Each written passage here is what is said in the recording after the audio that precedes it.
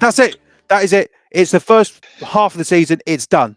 There's I was about to say there's no more games. There's 2 more games, but we'll talk about that, on the Friday show, which we are going to do, which is going to be a mid-season recap. We're not just going to spend 45 minutes talking about Sheffield Hallam versus Derby and Hull versus York St John, even though, we could do if you really want, but it wouldn't be that interesting. No. So this is it. Obviously, as I've said, first half of the season is done. We know who's going into the holiday break, really on top of their divisions. We know a few teams who are, looking very, very likely for promotion and not promotion, relegation. We know some teams, specifically 2 teams that are looking very, very, very relegation worthy. And we're going to semi-talk about it today, but we're going to have 2 guests on today. Obviously, we've got Ramona to give us the scoop on Scotland. And, SJ's here as well, as he always is. Window dressing. How are we both? Very well. Bit sore from yesterday. So, I think we dive straight into it.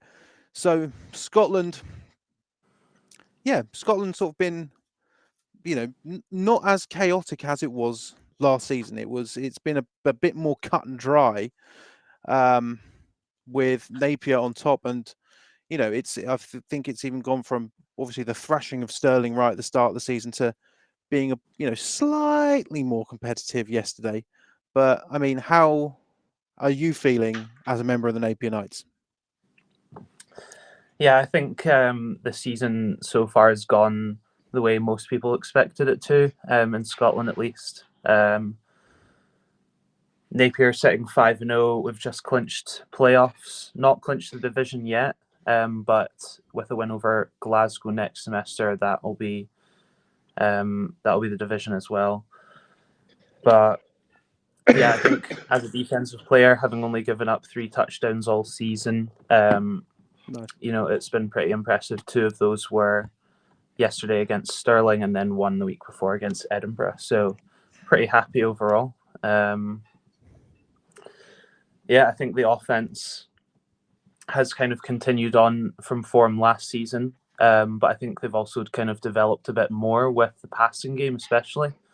Some rookies coming up from under-19s, like Gregor Pert, Ryan Courtney, like getting scores in yesterday, really taking the top off of the Stirling defence.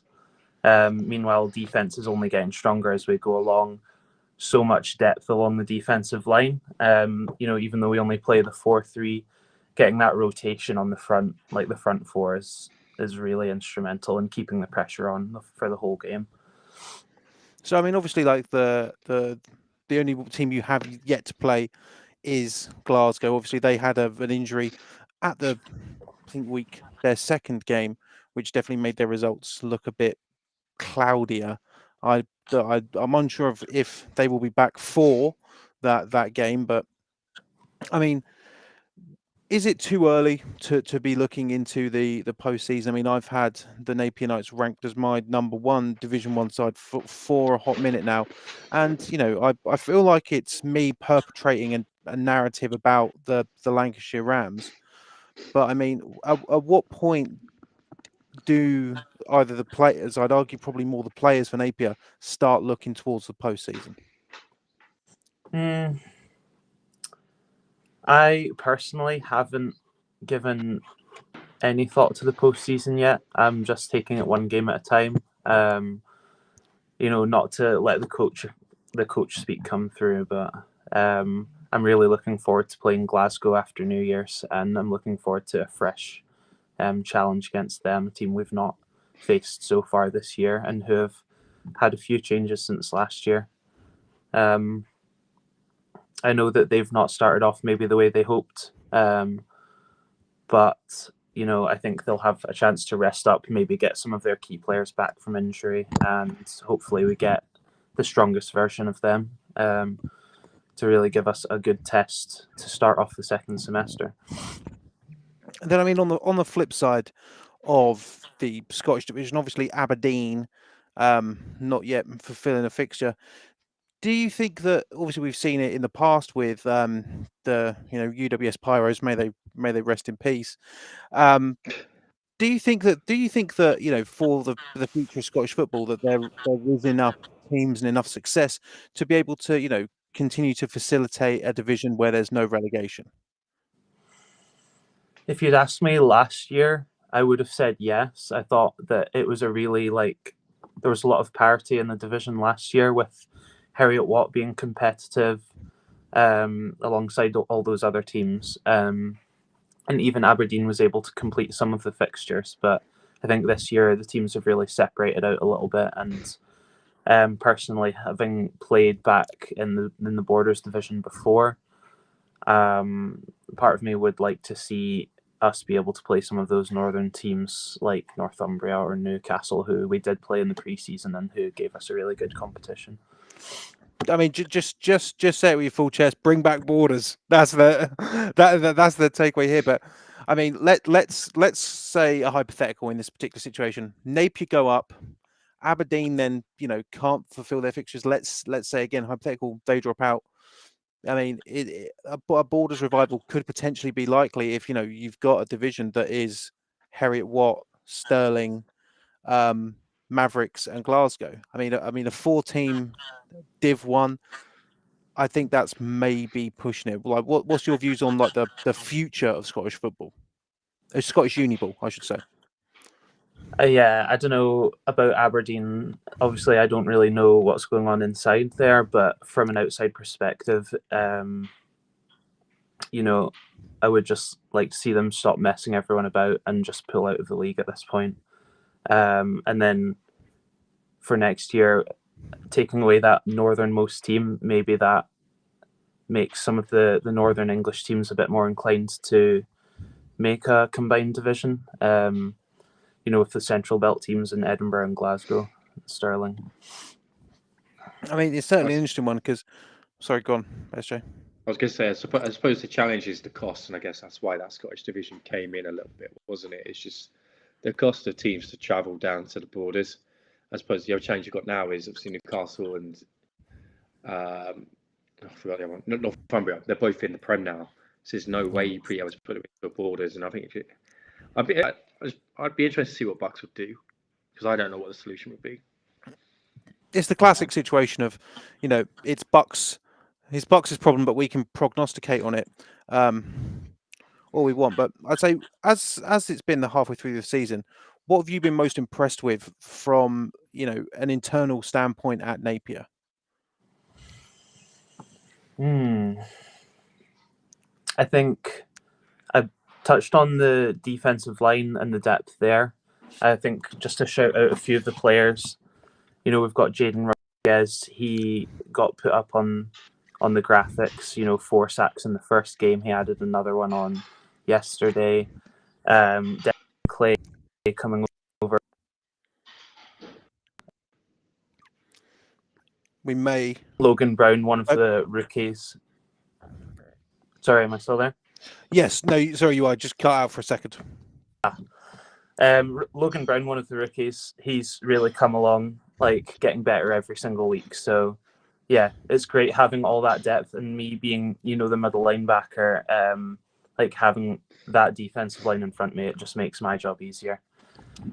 On offense, I love seeing all the guys coming up from under-19s who I've been coaching all summer, and can see where they get all the skills from, but it's good to see them having an impact at the uni level as well, and really bringing a a balanced attack to what has traditionally been a run-heavy offense.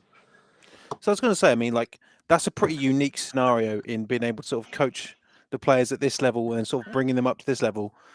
Basically, what is that like? Is there a level of, you know, sort of not turning around and being like, hey, I taught you better, but because you've got that bird's eye view of the defensive line as well? Well, part of me was definitely nervous coming back for my masters this year and knowing that I'd be going against those guys, because I know how good they are. And but no, I feel like I've been able to hold my own as the one of the older ones on the team, and yeah, it's just been fun to see. And I love, like, because some of them I've coached since like 13 years old down at youth, back in 2018 when I was in first year, and it's fun to be able to see them like progress and now to be on the same field as them.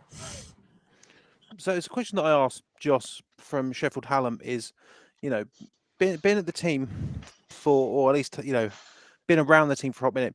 What do you want your legacy to be as a player at Napier? That's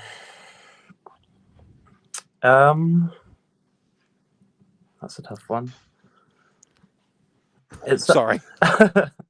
No, it's tough because like I went through the whole like 4 years at bachelors. I was like on the committee, like was president for a year and then left, went into coaching, which I probably, you know, I see myself almost more of a coach now than I do a player. So I think probably, yeah, developing the grassroots players at the academy level and then kind of sending them on to wherever they may go, whether it's at Napier or down to NFL Academy or the IPP program, which we have players at both of those at the moment. So I think that's probably what I'm most focused on. And I'm just here for my masters to kind of enjoy myself and put the pads on and hit some people again. And I think more importantly, try and get a ring. That's what we're all here for. Oh yeah, of course. that is what we're all here for. And I mean, last question: regular season. Should we have any doubts? Should we just be picking Napier the whole way through? And yes, that is a bait question. Well, you know, I think I can speak for a lot of people at Napier when I say that we were nervous coming into the year about how good Stirling were going to be. And I think now we've kind of put that question to rest. And yeah, I think Stirling might be a bit disappointed with how they've played so far, and I think they should be. Nothing on the players. They come out and play hard every week, but I think maybe the coaches need to do a better job of, you know, getting the ball into those playmakers' hands and really making something happen for them, because they've got too good of a roster not to be competing and going to the playoffs along with us. Well, SJ's Wi-Fi dropped out. I do actually have one other question. So, obviously not playing for Napier last year, but the playoff run for Napier featured Scottish teams. I imagine from what you've said, there is, how much of a desire is there to play teams outside of the division? I think, as I said before, like compared to last year, it's not quite as evenly matched in the division. So me personally, I'd really like to get the chance to play some other teams outside of Scotland. And sadly, I missed out on the preseason game because I had the flu. But like playing teams like Newcastle and Northumbria on a more regular basis will only make us better and avoid the kind of trap of sleepwalking into the playoffs, having rolled the division and not really played, you know, anyone who's at our level necessarily. So I mean that's a good enough answer. SJ, have you got any more? No, I'm just keep looking at the stream to see why my camera looks like a potato. So sorry, I've not really been. It does look very bad. But thank you very much for Ramona for coming on. I'm sure that we will have you back. Well, I mean, let's say probably like before the postseason definitely starts, so we can get some more information about Scotland. But thank you very much for coming on. No problem. and we are going to now have on another guest because this is it. And I mean, let's be honest, Prem North, we thought it was a bit of a mess. It still is a mess. Let's be complete. It is a mess. It's not gone down. It's not gone down. Let's be completely honest. I mean, there's one team in there. There's one. No, I was going to say there's one team that is proving they are where they belong. And this is it. And let's be honest. We said this last year when all the teams were pulled up. Well, not all the teams, obviously. Most of the teams were pulled up to fill out the Prem North. That, you know, with Newcastle being in the relegation zone, they stayed up. Obviously, Liverpool and Warwick being pulled up. There was only one team that could really actually stake a claim to being in the Prem North, and that was the NTU Renegades. Obviously, last year they didn't manage to walk away with the divisional championship, but right now they have defeated Warwick by a big enough margin, and I mean, unless Northumbria give them a challenge, which again I do like Northumbria, but I think NTU are on a bit of a roll. We have got Ben from NTU to tell us. Hello. Tell us about NTU. I mean, that game against Warwick, they're always very, very competitive. But how did it feel to basically walk out of, you know, not just a regular game, but Warwick's big event with the W? Beating Warwick is possibly the most fun you can have as a Renegade. It is. There's not a debate as to what my favourite games are. In my first year, we played them twice. In my second year, we played them twice. And now my third year, we played them twice. We are 3-3. 3 wins apiece. In my first year, we had a great team. We won both games. Second year, they won both games. And this year, I think it's quite poetic that we both won our away matchup. They beat us at home, which, again, we have near enough an entirely new team this year. On our offense, we've got a new QB in. He hasn't played for us before his first season. Our running back core is pretty much entirely new. This is my first season starting running back, and the 2 other starting running backs, they are both first years. They are complete rookies. One of our starting wide receivers, he's a new starter, and we've only got 2 returners on our entire O-line. So our offense is pretty much brand new. Our defense, 3 of our 4 starting defensive linemen are rookies.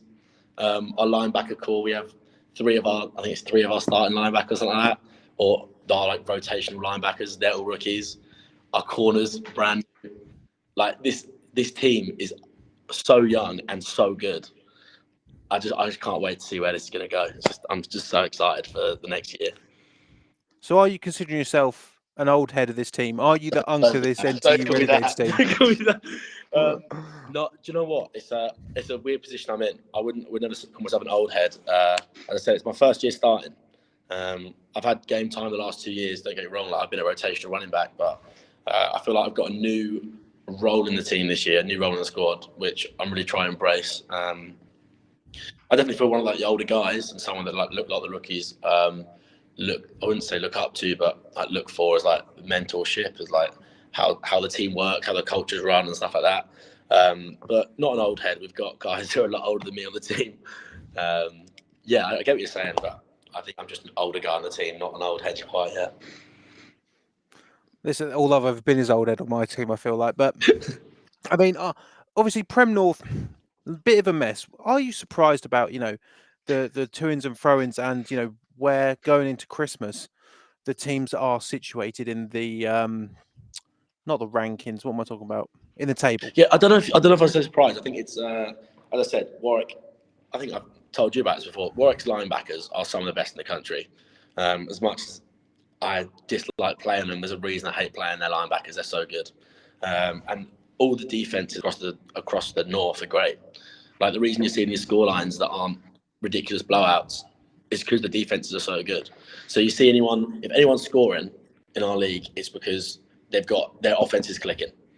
We've had mistakes on ours. We see mistakes on others. Again, we're not professionals here, are we? But like we work hard, and when mistakes happen, it's annoying.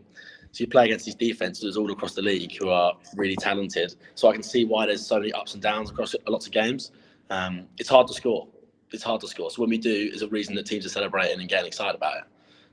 I wouldn't say I'm surprised at all that there's such ups and downs. Like what was the Warwick Leeds game yesterday? Was it 8-0 to Warwick? Yeah. Look at that. I don't know what the score was against Leeds, but we beat Leeds by quite a bit amount, and we had a great offensive game. And you look at like our game against Warwick, there wasn't that many touchdowns. We had 2 offensive touchdowns in the whole game, both from Warwick and NTU combined. Like, it's one of those leagues that's it's hard to score. So I can see why the table's like it is.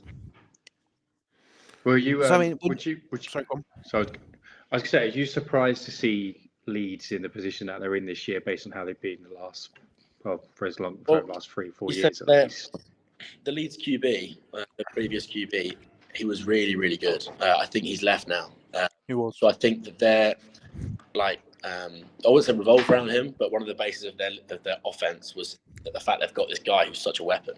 He can throw, he can run, he's all that. And I think now he's gone, it leaves that gap in the market almost of a team that can now go and exploit the fact that their offense doesn't have that anymore. But I think playing them, it's a ridiculous thing to say that they're not a good team. They're a good side. They're a really good side. We just happen to have one of our best days that day. And I mean, obviously, we come to the Christmas break. There's still games left to play, but I mean, how much, or if any time at all, are you looking at? Okay, well, when it comes to the playoffs, we may be facing probably Portsmouth, for example. Like, is there any point? Is there any of that taking place yet? Of course there is. We're uni students who drink a lot. So we're gonna have conversations about things we probably about. Like, we're a team who, again, I think you said something the other day. Like, there's teams that they're a drinking club who happen to play the sport, compared to guys who play the sport and happen to drink on the side. I think as much as we're playing really well, I do think our team is. We have a lot of players who treat this team like a drinking club that happen to play the sport, So we have a lot of conversations about stuff of that nature. And of course, we spoke about Portsmouth. We played them last year in the playoffs, and that was horrible. We had to go down there, lost 40-0. I played one snap on the first snap and went a 12-hour round trip for one snap. Like, of course, we're talking about playing them. This time, they're going to come up to us, and hopefully, we're going to beat them 40-0. So, okay, so how much, and this is just, again, this is, me asking if there is any truth to what me and SJ have said, narratively, that, last season, NTU obviously won their place in the Premiership North and everyone else didn't. Was there any sort of, well, we deserve to be here? Well, what's everyone else doing? I think. Why is everyone else here with us? I got rid of all you lot. No, I get what you're saying, but I wouldn't. We had in my first year, we had a really old side, our third-year team. What this team right now is going to be 2 or 3 years' time is what that team was then. So last year, we knew it was again going to be a young year, or a lot of guys who would be third years but haven't played snaps before, that sort of thing. So I don't think we had that, like, weren't those guys being like, oh, why is everyone else here with us? It was a competitive year, as you said, as the table showed. Like, we weren't there running numbers up on teams. It was a really competitive year for us. And as I said, Warwick are a great side. I think was it Newcastle well last year. Like, they had a good side. It was never anything that we thought we were the best team there and deserved to be. Any other teams didn't. I just think the year before we knew that we had a team that was just fantastic. Then I think more of a superfluous question. Why 91? Oh, don't. So I've been 37. I got given the number 37 in my first game as a Renegade, and for some reason it stuck. Everyone knew me as the guy who wore 37 and refused to wear anything else. And then as a committee, I may have had a mishap and left some jerseys on the tram. And some guy stole 7 Renegades jerseys. So out there in the wild somewhere, there is 7 Renegades jerseys out for whoever can find them. And as a punishment for 91, because who wants to wear 91 as a running back? Such an obscure number. Yeah, we were talking about it in the chat, weren't we? We were just like, why is he wearing 91? This year we're playing an interesting offense this year. So as much as I'm down as a running back, I'm playing some weird tight end, fullback, receiver, running back hybrid. It's a really fun offense to play in. Everyone is doing. You're playing offense, basically. We're just every player's doing everything. We had if you're including a QB Neil at the end of the game yesterday, we had 9 players record rushing stats yesterday. Like, I don't think you can come into our games going predicting what we're going to do. You're not going to guess it. Whatever you think we're going to do, you're wrong, and we'll do better than whatever you think we're going to do anyway. So we're just going to beat you.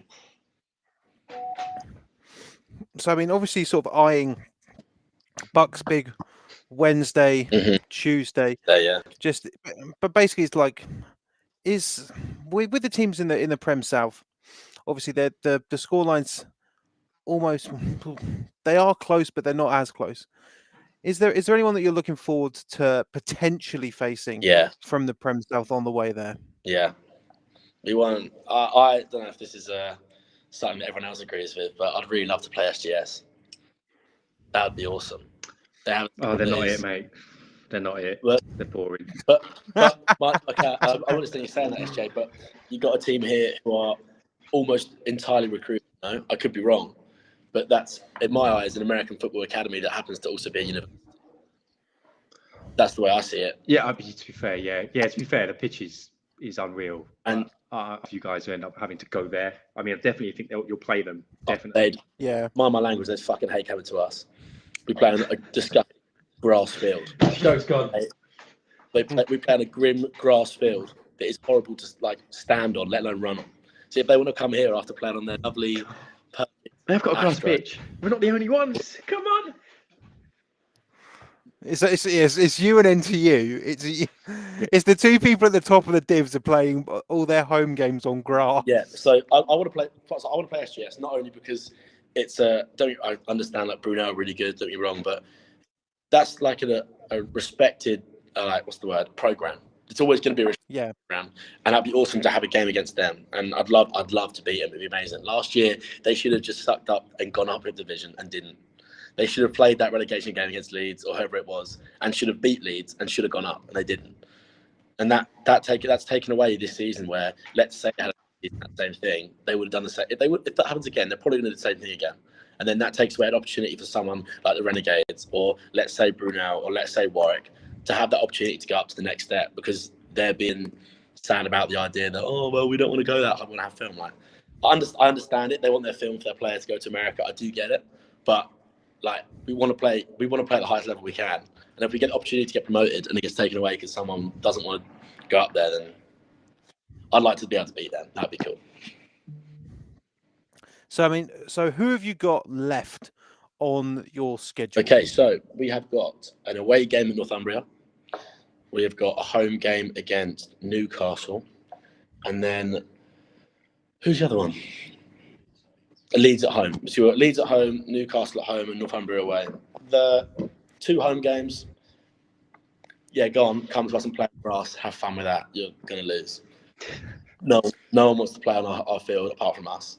We're better than you are. I was gonna say. I feel like there is that narrative that's perpetrated the last few years, which is, obviously, like because of Leeds' current winless record, it loses a bit of its luster of the Leeds can't win at NTU narrative, which I did somewhat enjoy seeing over the last few years. But I mean, it's lost it a bit now. No, but it's that no one's playing on field. The one that I say looking forward to, because I like competitive games, they're the most fun to play on, right, is Northumbria away. That bus journey takes it out of you. If anyone said it doesn't, it does. So yesterday we scored, was it 25-0? We scored, I believe, either 21 or 23 points in the first half. Right. That second half, everyone's shattered. You've got a 5-hour trip there and everyone's so tired. You need to score early on because you're going to get fatigued no matter what. So that game against Northumbria, and then credit to them, they came down to us and had a really close game against us. So that's all credit to them. Like, that is impressive. But that one going up there, we're going to really get locked in and prove we've got something to us. So I mean, SJ, have you got any more? No. No. Well then, but it's up to you if you want to stay with us for the rest of the show as we go through everything, or you can go about your daily life in the library, it looks like. Well, I'm actually say that I'm sat with a few of the Renegades now. They're all listening to me talk to you during this. and I'm asking them if I should stay for the rest of the show, and it looks like they want me to stay for the rest of the show, so I'll stay. Right. That sounds There we good to go. me. So we are going to dive into it. Obviously, National Premiership. We'll start with the one that was not really in any doubt. The UE Bullets, 42, Leeds Beckett 6. Not much to talk about there. I mean, Leeds Beckett. But Beckett's good. Beckett getting points on the board. That's impressive. But at the end of the day, the Bullets. UE are washed. Yeah, it's not it's not the big game from the National Premiership. I mean, yeah. So moving on to, the one of the other teams in Nottingham, 38-13 for the Durham Saints over the Gold. It's looking a lot like last year. The Gold beat the Bullets by 1, but the only difference is that it was only 5 points in it between Durham and Nottingham last year. This time, 25. Durham are hot. I like it. Again, I was 100% this week as well. 100% right. Say that. All of them. There was the Leeds game. I'm almost sure you said that the Leeds are going to win that game against Warwick. No. I just didn't update the graphic, and no one called me up on it in a good enough amount of time, because like we all picked Warwick to lose, and it's like, let's be honest, we didn't. Okay. And it's the same for your one. Yeah. We didn't. So I've got the receipts, so I can show them if needs be. But I got 100% right. Let's be honest here. Durham looked pretty hot, and it's the end. I thought it would be close. Durham. Like, that's good to me. I thought it'd be closer as well. And for me, it's these teams. They go away for the holiday break, and they come back, and there are new players, and it's going to happen. Probably for Gold, probably for Durham, and probably for UE.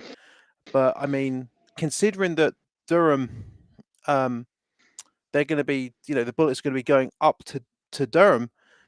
I think that game is going to be, obviously must watch, because the Bullets could genuinely be in trouble here from the Durham Saints. We say that, but we know what's going to happen. This is it. It's like is the narrative just going to continue where the Bullets are just going to win it anyway? But I do feel like it's a bit of a harder road for everyone this year, and that's what makes it good. That's why you want it to be good. Don't start this Uniball prosperity thing again. No, I won't. I was talking to one of the guys from UON. So he was our previous receiver. His name was Ben. Mm-hmm. Very, very, very good player. And he was saying like the competition level, even at practice, like at UON this year, the standard is so high. Mm-hmm. Talking very highly of their team. So I understand like the scoreline say certain things, but he said that the QB game they have and like the receiver game, the level they're playing at that uni is so high. And like when they see when they see these losses, I'm sure he doesn't think that like they're deserving of that. I'm sure he believes their skill level is something that can win at a national level. Like he plays for GB, and he's even saying that like this level he's playing at is something serious. So. But I mean, it really does show like that the second half of the season for the National Prem is going to be crazy. Like realistically, despite the fact I've ranked the Bullets at the top, I can't say with a degree of certainty that I would have had in the previous years that I think the Bullets are going to walk away with the championship of winning the division. Let alone what comes, because there is a world here where the UE Bullets, they don't win the National Premiership championship. I don't know how it works. The divisional championship, but then they could win the championship. It just depends how they travel. A trophy like that big. If you win the league, when you get like a weenie little trophy, you get to keep it. So moving on to the Prem North, I see this scoreline for Warwick after 2 losses in a row, and then 8-0 against Leeds. Obviously, we spoke to Cam, and he was telling us about the game. I still think there's still some red flags here for Warwick. I think. With the Warwick team, they have it. Or I don't know if they do now. They have an unbelievable running back. He is very talented, annoying player to tackle. I believe injured. I believe unfortunately he got injured in the game against us. Right. So I think that may be a reason why their offense isn't clicking recently. obviously I could be wrong. I could have the wrong sources, but watching the film from their games, that player is not playing right now. So I think that could be obviously that run game is now not the same what it's going to be, which means that their defenses do not have to respect the run game as they usually did, which I'm sure opens up a lot of problems for their offense just working as a system. Yeah, I mean, it's good that it's a holiday break here. I mean, Warwick, they are a team that can bounce back, but realistically, it's not like they're in trouble or anything. It's just you expect Warwick to put They're more just on a team not- like Leeds. They're just not going into Christmas with a lot of momentum. I think that's the big thing. No. I think momentum into Christmas is a huge thing because you spend, 5-6 weeks just sitting there, and all you've got is the results you've just had to really think about. We had that same. NTU, for example, your massive momentum charge, in my opinion. Yeah, it's the difference this atmosphere compared to last year is massive. Last year we had that issue that Warwick having now, where the last game we didn't end it with that certainty of we can do this. And over the whole of Christmas, or group chats are going, you're talking to your family, your friends about it, and then your mind going, and then the second half of the season just didn't go to plan. So obviously, then on the flip side here, shutout here. I'd argue. I think potentially maybe the biggest scoreline in the Prem North, or the biggest point differential, is Newcastle 0, NTU 25. I mean, obviously you've said 21 points in the first half, but I mean, obviously unbelievable defense there for a team that, despite not winning by a whole lot, did defeat the Warwick Wolves last week. Yeah, their defense is, as I say, every defense in the North is great. We've played everyone once now, and the defenses, there's nothing to nothing to look away at. They're great defenses. So for us to score 21 points in the first half isn't anything to shake his neck at. That's really I don't want to pat ourselves on the back too much, but that's really impressive. That is. I think the second half. Yeah. Obviously they had a good second half, and we were obviously rotating players and so on, but it's nothing to look away at. They're a great side. So I can see how they beat Warwick. It totally makes sense to me. So they're moving on down to the Prem South, 7-14. Sorry, the SGS Pride beat the Exeter Demons. This narrative. It's 0-4 here. I cannot say that I think Exeter are bad. I think Exeter are a good team, and I think that they've got the chance to turn this around. But I mean, they're going into the Christmas holiday break with no wins. I'm going to flip this. I think teams have worked out how to make SGS's life difficult. Yeah, I'd say that's fair. Yes, they've only lost one game, but Cardiff ran them very close. Portsmouth. What did Brunel do? We beat them. Okay.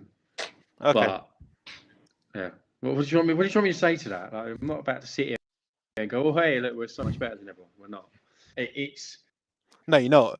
You're not. You're on fraud alert, and you know it. Yeah. We're not on fraud alert. The fraud alert team is SGS right now. Let's be real. Is that? Do you think the scoreline from yesterday? Do you think that's how that shows how good Exeter are playing, or just show how bad SGS are playing? I mean, for me, given the game against Brunel, you can't turn around and say that there isn't something in Exeter. If Exeter go down, and let's say Bournemouth. No, actually, let's Exeter go down. They're an immediate candidate to go straight back up next season. So I'll tell you what, that's how highly I rate Exeter and Mullins. Exeter have got a very good run defense, and SGS rely heavily on the run game this year. So that actually makes sense as to what that score was. They've clearly tried to take away the run game. They've done fairly good at it, but the difference in, I think, what the other teams have been able to do is the other teams can go to the pass a lot better as well. I need to see the film. I've not seen it yet. So, I mean, moving on to Scotland, obviously Aberdeen give a walkover, and we did have Ramona to talk about Napier and Stirling. I feel like that one I feel like we've covered that in detail, so we can move straight on to the Northern one. Edgehill fall to 0-4, 26-6. I mean, good on Edgehill to get some points here, but again, Positives, small you know, wins. it's positives. You know, it's not a massive scoreline there for the Tyrants, but it doesn't matter too much. 0-4 is the record for Edgehill, but the Tyrants, yeah, doing well. I don't think that record is correct, but that's fine. But I will say, Ben, if you have got to go, that is fine. That's perfect. Don't worry. Well, I'll let you know. No, take care. Thank you very much for having Thanks me. for coming on, Ben. Appreciate No it. problem. Take care. In a bit, Gretzinger's in the comments. Gretzinger, give me a Get him on. report in the Instagram comments. I mean, if Gretzinger wants to come on, then I will just send him a link. Yeah, Why did you Midlands not won score here. 50? Yeah, why did you not score 50? Why What happened not? with the score, Gretzinger? What's going on? What's Midlands going on? won. It's the tale of two teams. What is going on over there? In which Midlands one? What's going on? Oh, Midlands. you want me to extrapolate on it? It's just, I don't know what's going on. It's No, confusing me. Right.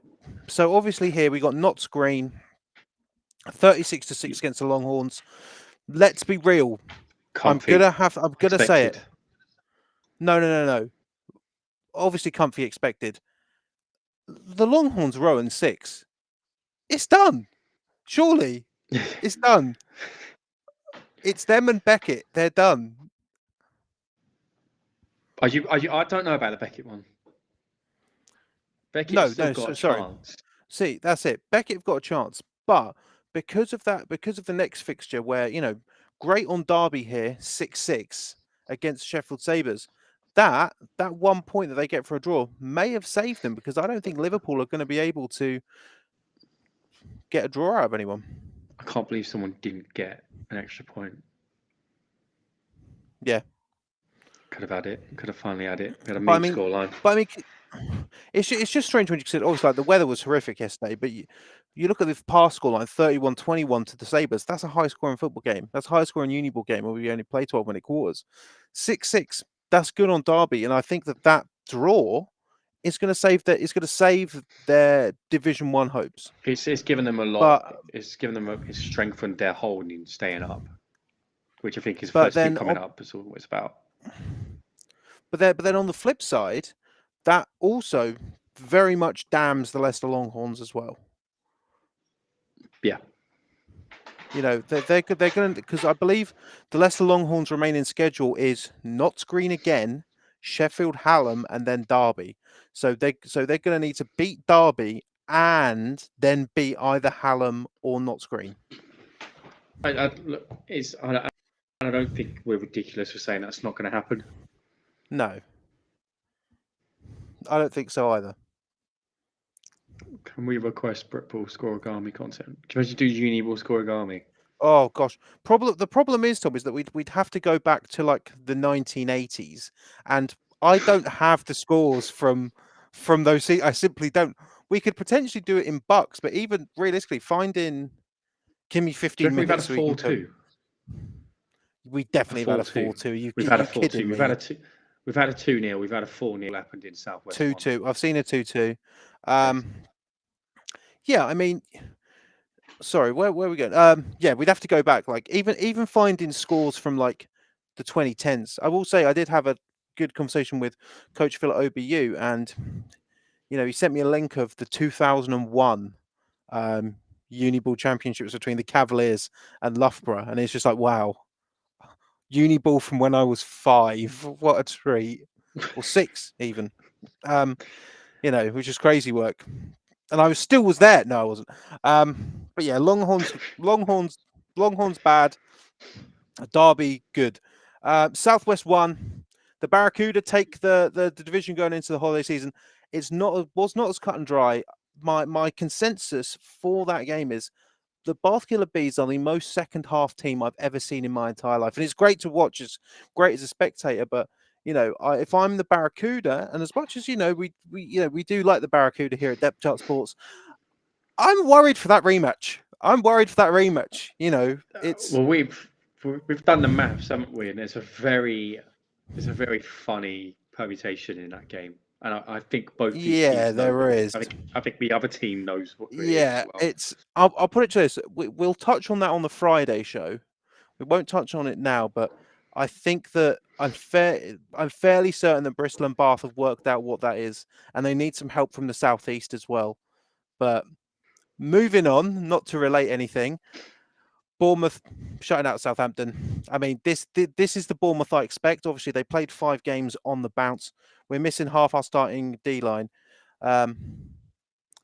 Yeah, but I mean, even still, that with all due respect, Casper, and you know this because you play for them, it's finding the rhythm on the offense. You know, because like Doling's very good, and so Seth and Frank. You know, was it but- similar but, to the I game mean- that we watched? Was it similar to the game we watched where Mm, the offense would get the no, ball moving no. and then they would just stutter and just stop, and then it was turnovers? I wouldn't say stutter. I'd say Okay. that the Bath defense was just good. But I mean, some fantastic plays from Bristol all round. I think Bristol are a better team than. I think that they need to just unlock a little bit more, and then they'll go a bit further. And I think they could actually do some damage in the playoffs. And that wasn't a thought process that I had before. But I think the same for the Killer Bees. I think they're very evenly matched. And when that game takes place in Bath, if I haven't already committed to another game, that's where I will be. Southeast won, KCL over Brighton. KCL, didn't play a lot, didn't play consistently. They had a big break. But I mean, KCL looking pretty good. Not beating them by a lot, but I mean, doesn't matter. You beat Brighton, they beat Kent. Kent beat them. You drew with Kent. It's all a bit of a mess. So I'm going to move on to the other game here, which I think is the more interesting fixture here. Kingston. I've got that the wrong way around. Kingston beat UCL by 12. The deficit in the first game, I believe, was 5. And as it stands right now, Kingston are safe. UCL are not. Yeah. I'm happy that I had that. I mean, for me, it was Kingston, a team with a lot of heart. They knew they were in a tough position and they pulled it out. Simple as that for me. I think it's. Yeah, I think it's probably, obviously, for sure. I think UCL have got a very team and they've got very young coaches, which I think is the big difference. So, I mean, it could pull something out somewhere, but perhaps just a reset is probably maybe what they need. I mean, going down in the southeast, I mean, it's a tough old div. Southern won. Hertfordshire moved to 4-1, beating the UEA Pirates 28-6. Not much of a surprise there. I like Hearts. The other side of the coin, I mean, Birmingham are a banged up football team. They are, and Oxford Brookes definitely put together a much better show on home turf. I mean, a lot more of the passing attack from Oxford Brookes was on display yesterday. And, I go into this, this is the problem that I've got with OBU. Is in my rankings, they're 6 and they haven't moved, despite the fact that they just beat the Birmingham Lions by 34. It's because right now, for me, the ceiling for Oxford Brookes in Division 1 rankings from the north and the south, 6 is as high as I comfortably feel like they are. And that sounds horrible, but it is. I don't think obviously they didn't lose to Hearts. It's one of those things where like they didn't beat Hearts. They beat Hearts, obviously they move up.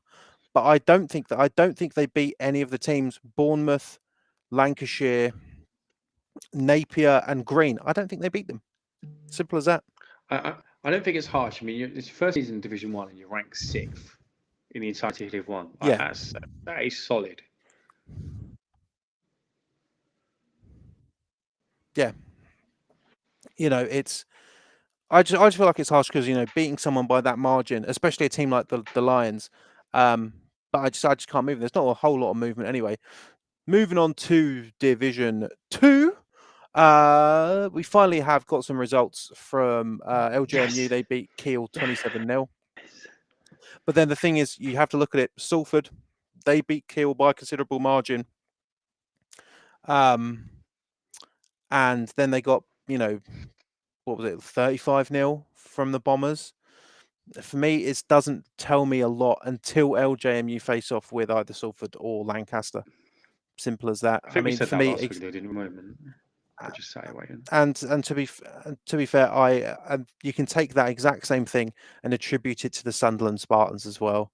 I mean, obviously, like it would have been nice for York St John to get some points on the ball, but 44-0. And if you looked at some of their highlights on their story, they were doing pretty well. Were the Sunderland Spartans, but again, until they beat a Hull or a York, I can't see them moving. We do have something, SJ. Oh my God, can you fathom it? Do you taste it in the air? We live in a new age now. We live in a new age. We live in a gorgeous, beautiful age. Bath Spa. They won a game. Yeah. 18-2 over Taranite Aberystwyth. I mean, we have spoken about Aberystwyth, and you know they've I think we have maybe, but Aberystwyth, you know, they have had a good run over the last 3 years, but you know it just seems like they're in a rebuild year, and the Bath Spa Bulldogs pick up a big win. They pick up a big win. What teams have we? We need to figure this out. What teams have we not spoken about them winning a game on this show yet? York St John. York St John, and we had Solent Redhawks win a game. We've definitely been doing the show when Solent have won a game. Yeah. Not this show, but a show. But I think it's York St. I think now Bath Spa have won it. I think it's York St John. I think YSJ need to win it because obviously Chichester beat Solent last year. So I think, you know, obviously Bangor, and you can have Canterbury, but they're not in the league anymore. I'd say right now I'd say the onus right now is on York St John to God is good. God is good from the Bath Spa Bulldogs. But I mean, when you really deep it here for Bath Spa, obviously obviously it's a big loss against Swansea, but technically Bath Spa, you know, they got the same amount of wins as Gloss, and they've got one more win than Worcester. So as it stands right now, Bath Spa are actually pretty. I think they might be third. Yeah. I think they are third. They could be. I think Bath Spa are third. That smells like playoffs.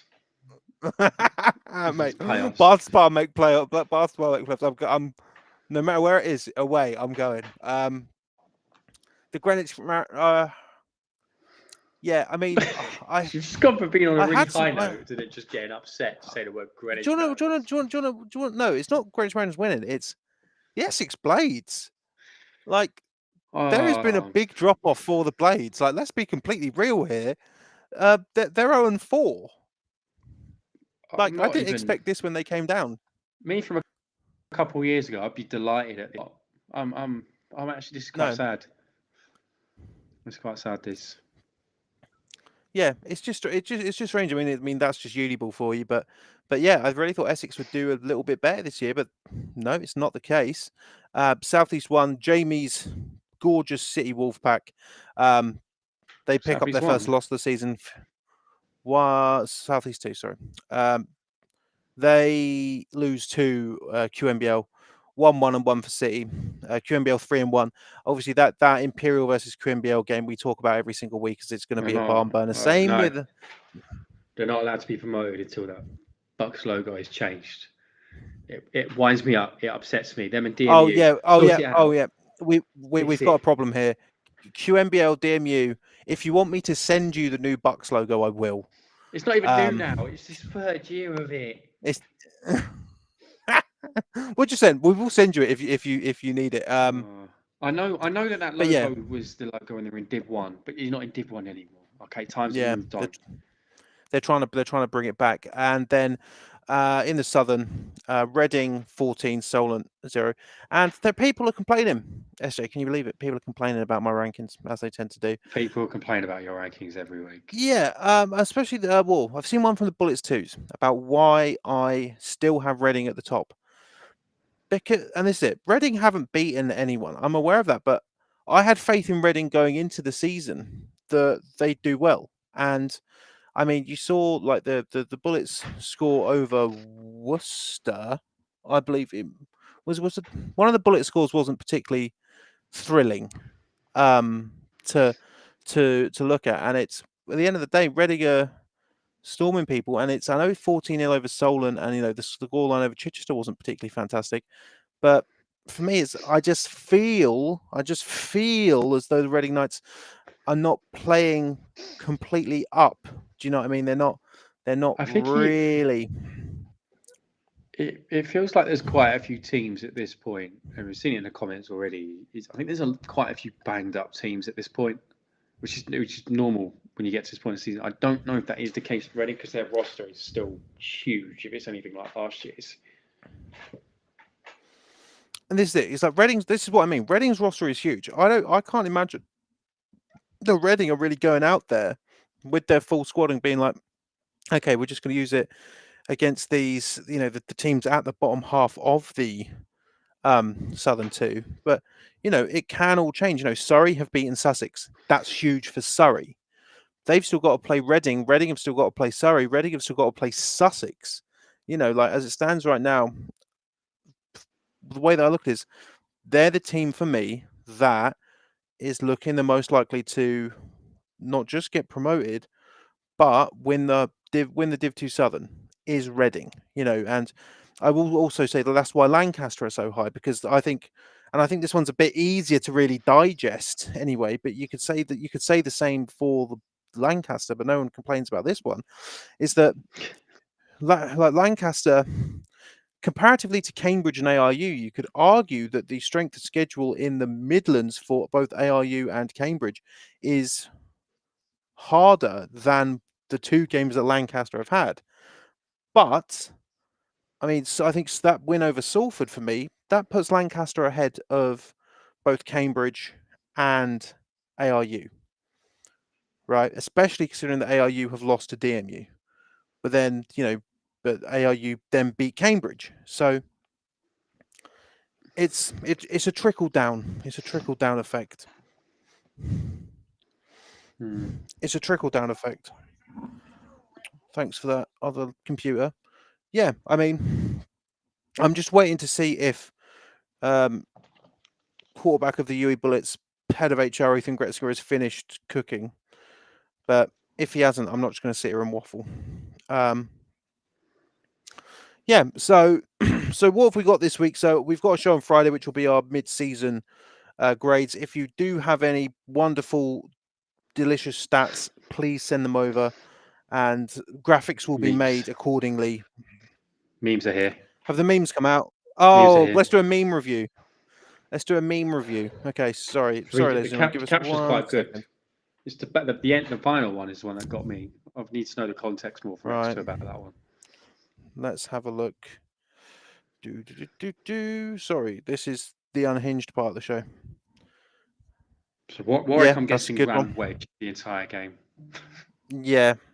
So finally a win. That's always good. I don't know that one. The bar one's very good. Yep. The fourth one's very funny as well. Yep. That one strikes. Yep.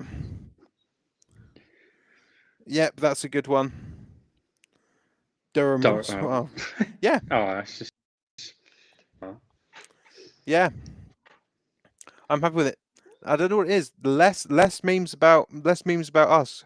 Does that mean we're getting better and we're not memeable? Gretzky, what's your thoughts on memes? Gretzky, what's your thoughts? My thoughts on memes. Yeah. I'm a guy who likes his fair share of memes. I just followed what was a sports wank today. That was new. That came across my feed, and I bought in.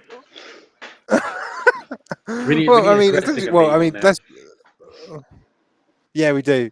Yeah, I mean, Ben's already sworn on the show, so we could say sport wank now, I suppose. But we can't even advertise a meme page if it counts as swearing. Yeah, yeah. Well, that's it. I mean, I like having the family-friendly tag on Spotify, so I think it's all good. They are friendly. I think there is an avenue to say that family-friendly can be a good thing, but blurring the lines and making stuff PG-13 keeps stuff interesting sometimes. Well, yeah, I mean, consider that the audience, they're all going to be university age, so Yeah. we shouldn't really have to. Yeah, We shouldn't really have to worry. we think about. No, exactly. Gretz, what you have for dinner? This is the questions. All right, I'm loving this. We got peri peri chicken, and then we got some eggs and spinach and jalapenos and cheese, a little spinach concoction on the side. Right, let's talk What football. I an mean, insane yesterday. combination. Actually, you know what's a better question? You know what's a better question, Gretz? Durham Nottingham score. What's your thoughts on that? Oh wow, yeah. I mean, we saw that on the way back. We heard about that, and I mean, honestly, I haven't seen any game film from the actual game that those two had, but I saw a couple highlights from Durham, and Durham's got a lot of really good athletes, really cool guys. Got a chance to talk to some of them after our game, then when we faced them. So they got some good football players, good people, and same with Nottingham. But Nottingham's pretty well drilled, well coached, football team. So sometimes the ball bounces the right way, but overall, I think it's really good for Uniball and the national Prem to have three teams that are winning and losing and beating one another, at the top. So I think it's just good for the game. It's good to see, but I think it kind of shows that anybody can win and anybody can lose on any given day. I mean, obviously, you've got both Durham and Notts at the end of the season. Well, Nottingham at the end of the season, and then Durham. Notts coming to you. You going to Durham. It's a big long way to go. Bristol up to Newcastle. Yeah. Like how do you think that you're going to manage that, and how do you think the Bullets are going to manage that long distance? I think we're going to do just fine. I really do. I think we're going to be all right. I mean, if anything, I think a lot of our guys will look at it as a fun adventure. I haven't had a non-eventful bus ride on an away game yet. So we've always had a good time and just more time to be with the teammates and have fun and like come on, let's be real. Am I going to most likely, do the bus ride there?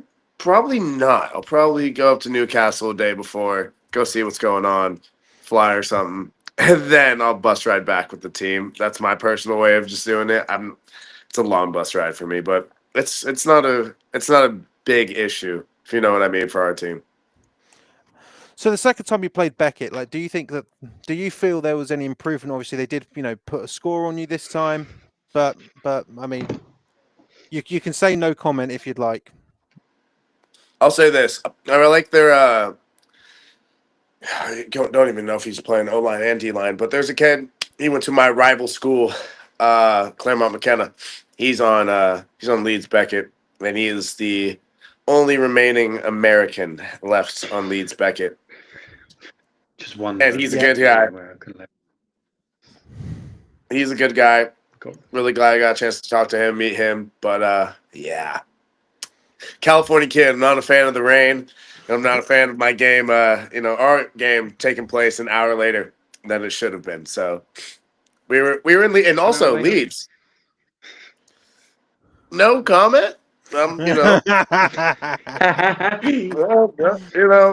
give all respect to Leeds and all respect to what's going on there. Let's just say no comment. Tebs knows, and if he wants to drop it, he can. But yeah, I'm sure if anyone's interested, if you wait a couple of days for the old Bafra news flash, you can find out for yourself. But yeah, I mean, how you should have done, mate. But so obviously, first half of the season for the Bullets, very much the same as last year here. If we're really deep in it, 1 loss, 1 point against the Gold. But how do you, obviously, being the starting quarterback, and because you weren't here for the first half of the season last year, is that right? Yep. Got here in January. So how do you personally look at the first half of the Bullet season? Let's just say it was a lot of fun. I think that would be my number one word I'd use. I had a great time. Just going to school, having fun with the guys, seeing them on campus, and that's what this is all about, really. At the end of the day, right? We're all supposed to get to know one another and I was able to develop some really good, friendships with a lot of guys on the team. And then we now have a clear picture of what the end of the year looks like, right? We know who we're going against. We have an idea of what we're probably going to see. Who knows what happens, but we have an idea of what we're going to see, in the playoffs. We had our fun, and then now it's time to, go back to work and, probably tighten up the ship a little bit. But it's just been a really fun year, and I can't stress enough how cool it is just to be going out, hanging out in Bristol, going to London for, a weekend off a bye week or something like that. Like, you can't beat it. You get 20 plus new friends, new guys coming in from the UK, a couple American guys, but you get 20 new friends in the span of 3 months, which is pretty awesome. So I think this is probably the most important question. What's your thoughts on the Bristol Barracuda? I am devastated that I did not make Friday Night Lights, for one. 2, I have to give so much freaking credit for in person seeing Jed Fadley. I cannot stress enough how much of a menace this kid is on and off the field. Love to see that. And God, if there's a market for CUDA gear, I really think that would be a huge buyer if they came out and dropped some merchandise. So just get this man to Football America right now. Get this man to EP Sports right now, please, and thank you. And this is it. I'm sure. Again, people, there are people when they watch it back. If you send the merch, we will wear it. Like this gorgeous Lincoln Colonials number 77 jersey hoodie from 2018, 2017, back when I still played football and had knees. Anyway, that is going to be the end of the pre-recap show of week 8. So thank you to Ramona, thank you to Ethan, thank you to Ben. Been star-studded episode. And then on Friday this week, we'll be doing our mid-season recap where we'll dive into a bit more of the overall results and give out our mid-season just nonsense mid-season awards as well. They'll be coming out. We have got 4 categories that'll be going up tomorrow, but I think it's team you're most impressed with, team with the most alarm bells, team that can stage a comeback, and most surprising results. So no physical awards for mid-season awards for anyone who will ask, but yeah, that's going. Ethan, do you want to plug anything? I would say just go CUDA and go Burners, honestly. But also big shout out. Hey, you know I support the Burners. Come on now. I support the Burners, but I also support the Demons. This man supports every team. Every team. Hey, let's just say let's not go too far here. I don't support every team. Haven't changed is an important part. There's 2 San Diego boys over here, and both of them support Exeter. How has that happened? I mean, I'm an Oxford United fan. There's a lot that happens when you make the transition to the UK. Just so much happens about what you really appreciate. For some reason, I'm begging that Oxford doesn't get relegated. That's all I know. That's all I want. Honestly, just as a side point before we go, genuinely, Gretz just talks about Oxford United so much. Genuine Oxford United fan. It's big time. It's big time. Sparky, Sparky got the call up to the Welsh national team. That's huge for us. He had a crazy goal against who did we just beat? It was huge. We beat Ipswich. I went to that game. Huge 3 points at the bottom of the table. Can't rave about him enough. So go CUDA, go Burners, go Oxford United, and roll UE roll. Roll you roll. But I mean, I think most importantly this week, God, does it feel good to breathe air on a planet where the baths bar